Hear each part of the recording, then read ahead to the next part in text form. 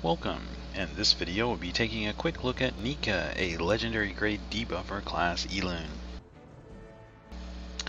Looking quickly at her 6-star level 60 base stats, her HP is 29k, which is very good for a debuffer class with a 5.2k attack. Not too bad, but not that great. But her physical and magic defense are still about the average of around 2.9 to 3k each.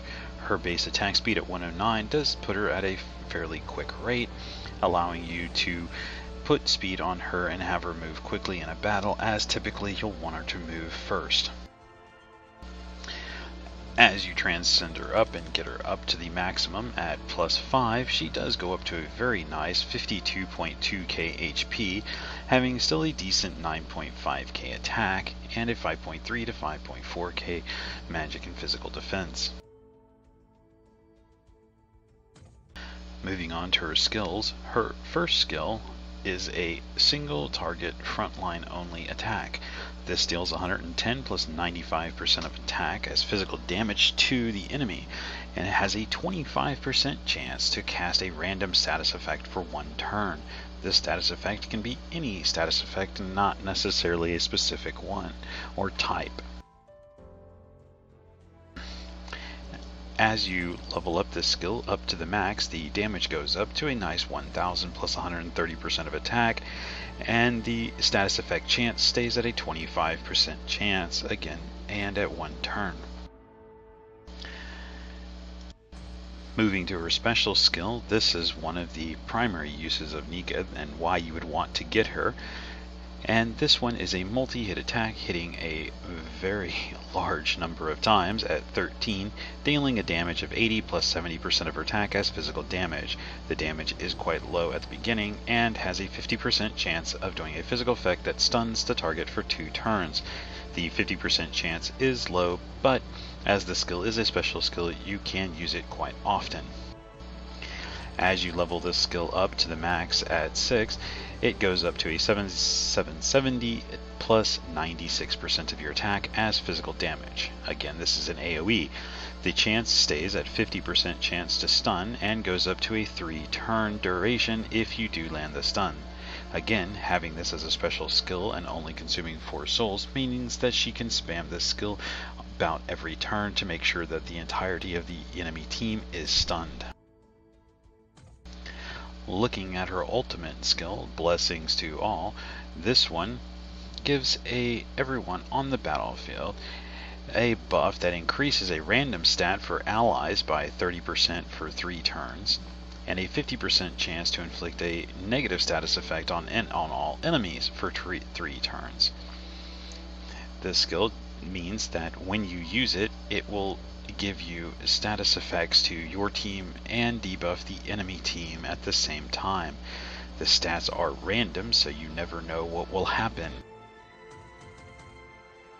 As you increase this up to the max, it goes up to a 42% increase for 4 turns over whatever buff that she gives to your team, and goes to a 4-turn duration on the status effects to enemies. As it is only a 50% chance, still it is just a chance to land.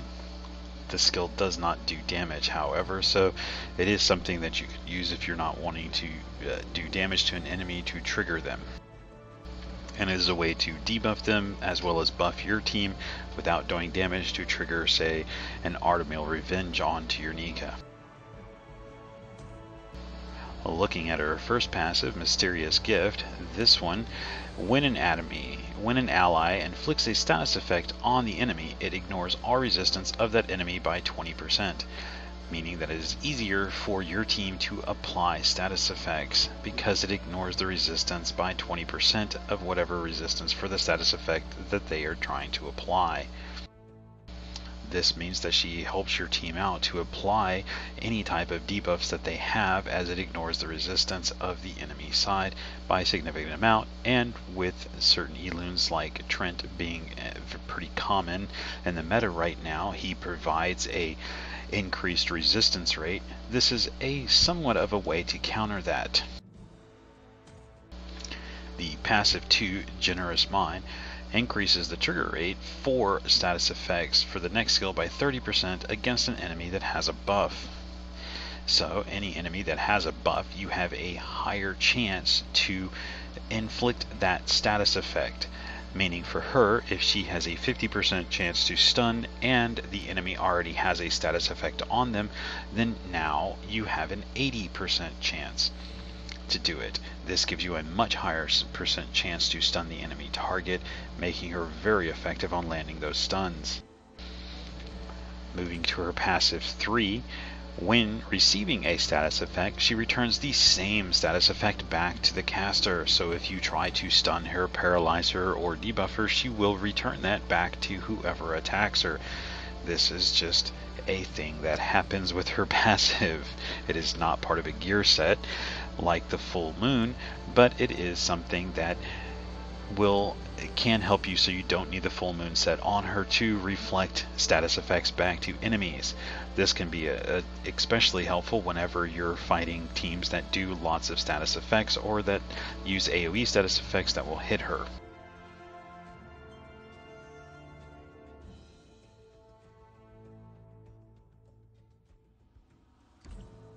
Merry Christmas! Moving to her skill gems, her first skill increases the chance of status effects by 5%. Since this skill does have a chance to land a random status effect on it, and it is a somewhat low chance at 25%, increasing that chance to 30% is very helpful, because this allows her skill 1 to apply a status effect with a 30% chance. So having this as the full set is a good option for her, as the skill doesn't do much else. It is not a very good damaging skill. It is nice to have it as something that can apply debuffs to a target on a tank. So it is a very nice thing to do. I would recommend it.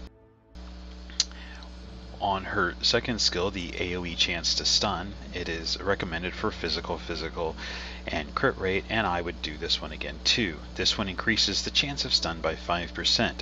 The skill has a 50% normally, so you have a 50-50 chance. By increasing the chance, you go up to a 55, meaning that you have a higher percent chance to stun the enemy.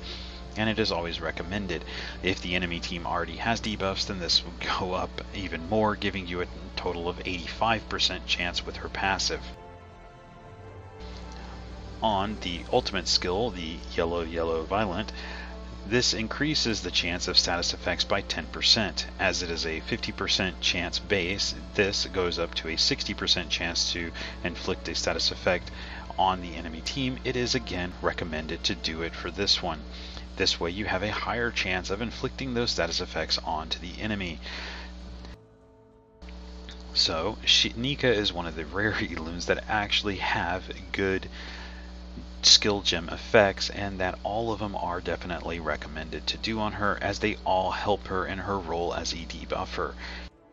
They all play nicely with her skills that already have the abilities in them, so it is something to consider and something you would want to do.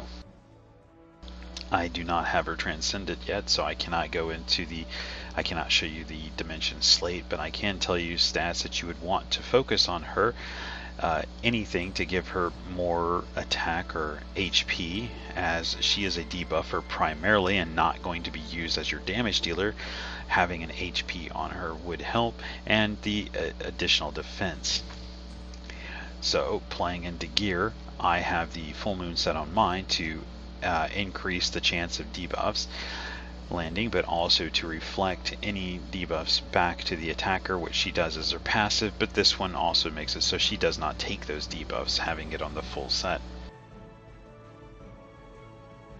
You can use other sets that you would like. The Swift set, which is new, you can use to give her a higher speed. You would want her to move quickly, so any set that you can give her to move quickly would be recommended. As her second skill, the AoE stun, only takes 4 souls. Having her move quickly, or usually first in your turn order, is recommended, as she can get that AoE stun off right away. So pairing her with an Arslan, or pairing her with anything that applies a debuff like Fahrenheit and Arslan that apply it as soon as the match starts, means that they already have a status effect on them at the beginning of the match, allowing her AoE stun when maxed out to now have an 85% chance to stun for 3 turns. This means that you have a very high chance of landing that stun and her other passive, giving her the ability to ignore 20% of their resistance, means that even if they have a Trent on their team, you still have a high chance of landing those debuffs on them with her.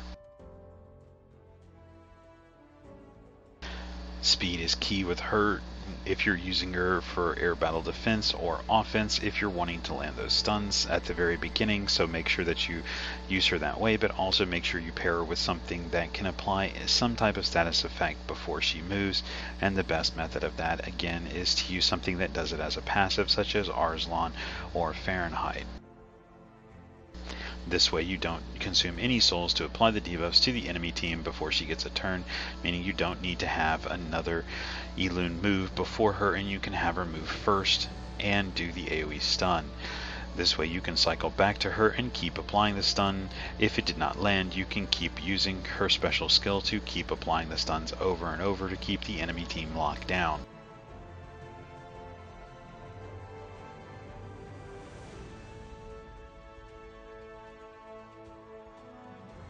As I said, with the Dimension Slate, things you would want to focus on, you can go with attack on her, as she can do some damage as her base attack isn't too bad, but if you're not going to be able to transcend her very high, her stats at early on are pretty low, and she will most likely be targeted with just pure damage at the very beginning.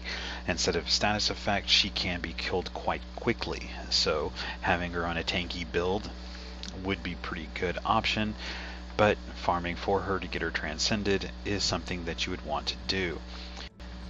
Nika is one of the free-to-play legendary Elunes in the game, along with Weiwei. By free-to-play, I mean it is something that you obtain through in-game methods.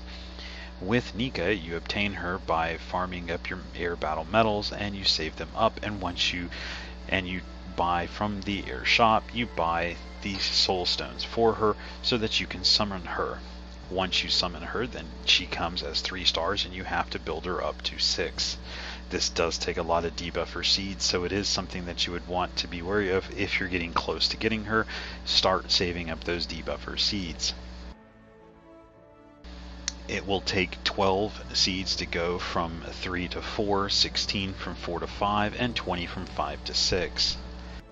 This means it takes a total of 48 debuffer seeds to go from 3 to 6 star with Nika, so it is something you're going to want to be aware of. If you are planning to build her up, try to make sure you start planning out and saving those debuffer seeds so that when you get her at 3 stars, you can start leveling her quickly and getting her up to 6 as fast as possible without having to wait to farm those debuffer seeds at that time. Again, that number is 48, so keep that in mind when you're wanting to do her. But she is worth getting, as she does have some very nice abilities and kits and helps your team with her passive to land their debuffs. You can farm her as many times as you want, so you can keep doing it, as she takes, with any other legendary, 480 pieces to summon. It does take quite a while to get her. It would take roughly 4,800 of the air battle medals to get one of her. So it can take quite some time to do, but she is worth it, as she is a very good debuffer. She can also be used in PvE situations as a debuffer as well, but again, if you're using her in the higher end boss stages, she's going to be a little squishy, so it's something you would want to use later on. But she can be good and useful in other stages and other places where you can protect her easier.